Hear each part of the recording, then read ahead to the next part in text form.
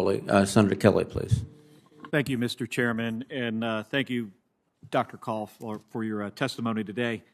So with the recent SolarWinds hack that's fresh in our minds, what's your perspective on how we address the vulnerability in our digital architecture that the U.S. government relies on, including the Department of Defense? Yeah, first of all, I couldn't agree with you more about. Well, look, I wouldn't describe SolarWinds as a wake-up call, and I know you're not doing that either. I think it is just the latest reminder of how vulnerable our networks are. And as I mentioned earlier, I think this is a vulnerability that's only increased as a consequence of the pandemic, because so much of our daily lives has migrated online. You know, I have a 9-year-old daughter and a 6-year-old son, and they're doing 4th grade and kindergarten, on Zoom every day. But our enterprises, our institutions, luckily, the Department of Defense's unclassified networks, while being exposed, were not compromised.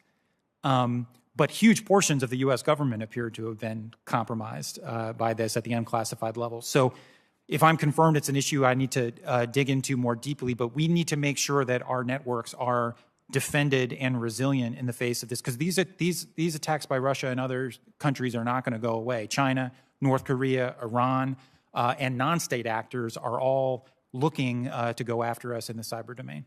How did we get here, though? So did we make decisions early on and take basically off-the-shelf technology and modify it for government and defense purposes? Could we have done something different?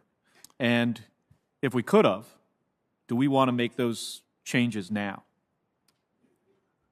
So I'm not sure about the forensics. I haven't, I think the autopsy has yet to be conducted. But there are a few things that are more important. I know that the Deputy National Security Advisor for Cyber and Emerging Technologies, and Neuberger, is looking at this issue. I would hope that in really digging into the SolarWinds incident, we can answer precisely the questions you raise, which is how did we get so vulnerable? Not just our networks, but the supply chains, which is how this particular attack happened. And what can we do to make those networks more resilient in the future? So if I'm confirmed, I would anticipate participating in that interagency conversation. And as I learn more, I would hope to come back to talk to you about it. Yeah, it's critical we figure out a way out of this situation, because if we do not, this is going to continue to happen. So when we spoke yesterday, we discussed some technology like artificial intelligence, just briefly, quantum computing, that is going to define the next century. So how do we align our defense policy to meet the requirements that result from the advancements of these technologies? Well, as you mentioned, Senator, we are only at the very beginning of a whole host of emerging disruptive technologies that will frankly define the nature of life for the rest of this century.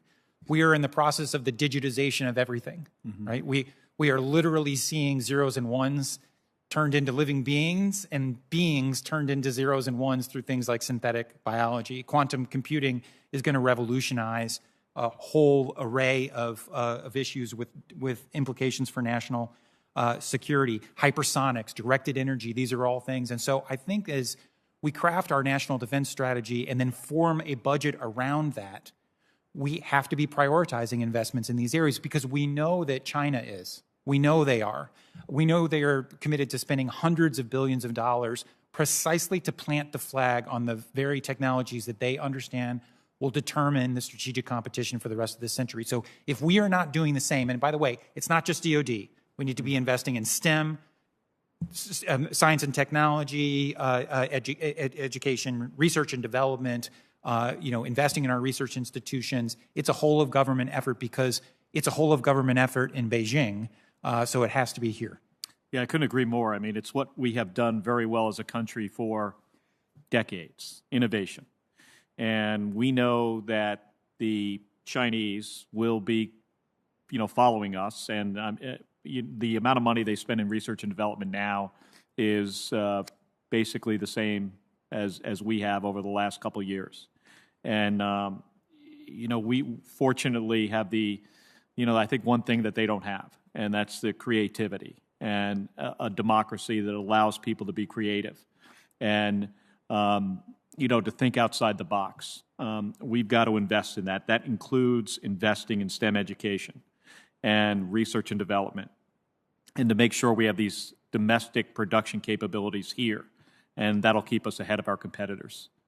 Thank you for your testimony. Thank you. Thank you, Senator Kelly. Now, let me recognize the ranking member, his concluding comments. Well, thank you, Mr. Chairman. I think we probably have run out of interest here, and so